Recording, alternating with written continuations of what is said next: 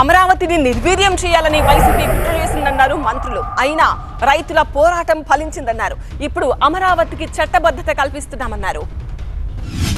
ఒక సినిమా ఉంటుంది అధ్యక్ష, దాంట్లో బ్రహ్మానందం పాత్ర చెట్టు కిందకి వచ్చి ఒక అబద్ధం చెప్తే చెట్ల ఆకులు రాలుతుంటాయి అధ్యక్ష.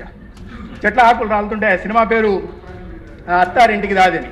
అటువంటిది అధ్యక్ష, గతంలో 5 సంవత్సరాల పాటు ముఖ్యమంత్రిగా ఉంటున్న వ్యక్తిని పొరపాటున నల్లమల అడవులకు తీసుకెళ్లి ఒక 3 నిమిషాలు మాట్లాడిస్తే చెట్లన్నీ ఆకులు రాలి మోడువారిపోవడమే కాకుండా 10 నిమిషాలు మాట్లాడితే మొత్తం నల్లమల అడవులు భస్మీపటలమయ్యే ప్రమాదం ఉంది అధ్యక్ష.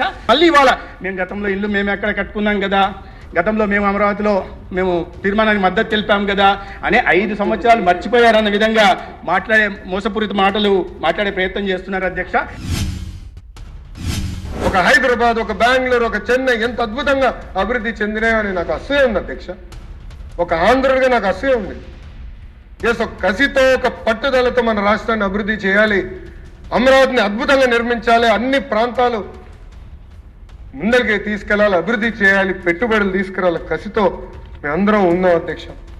అందుకే అధ్యక్ష, గౌరవ ముఖ్యమంత్రి చంద్రబాబు నాయుడు గారు ఒక పక్కన, ఇంకో పక్కన ఉప ముఖ్యమంత్రి పవన్ అన్న గారి నాయకత్వంలో ఈరోజు పెద్ద ఎత్తున పెట్టుబడులు వస్తున్నాయి అధ్యక్ష ఆంధ్ర రాష్ట్రానికి. ఈరోజు భారతదేశంలో ఎవరు ఊహించలేదు అధ్యక్ష, ఇంక్లూడింగ్ టీమ్ 11 కెప్టెన్ అధ్యక్ష.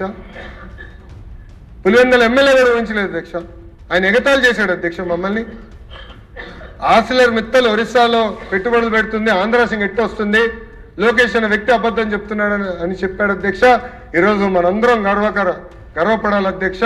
భారతదేశంలోనే అతి పెద్ద స్టీల్ ప్లాంట్ ఉత్తరాంధ్రకు తీసుకొచ్చింది ఈ ప్రభుత్వం అధ్యక్ష.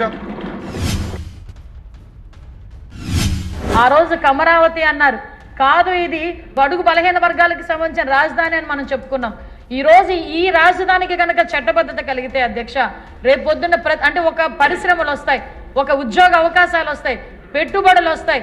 ఎవరు కూడా వాళ్ళు చేసిన త్యాగాన్ని తిరిగి వాళ్ళ నేలపాలు చేయాల్సిన, బూడిదపాలు చేయాల్సిన పరిస్థితి రాదు అనే ఒక మంచి ఉద్దేశంతో ఈ రోజు ఈ కార్యక్రమాన్ని చేపట్టడం అధ్యక్ష. ఆ అమరావతి మహిళా రైతులకు చెప్తున్నాను అధ్యక్ష, ఈ రోజు ఈ చట్టబద్ధత కల్పించే ఈ తీర్మానం మీకే అంకితం చేయాలి. ఎందుకంటే ఈ రోజు మహిళా రైతులందరూ కూడా చేసిన పోరాటానికి ఫలితం ఈ రోజు మనందరం కూడా తీసుకుంటున్నాం. స్టార్ట్ చేస్తుంటే మళ్ళా జగన్మోహన్ రెడ్డి గారు మళ్ళా విష ప్రచారం మొదలుపెట్టారు అధ్యక్ష.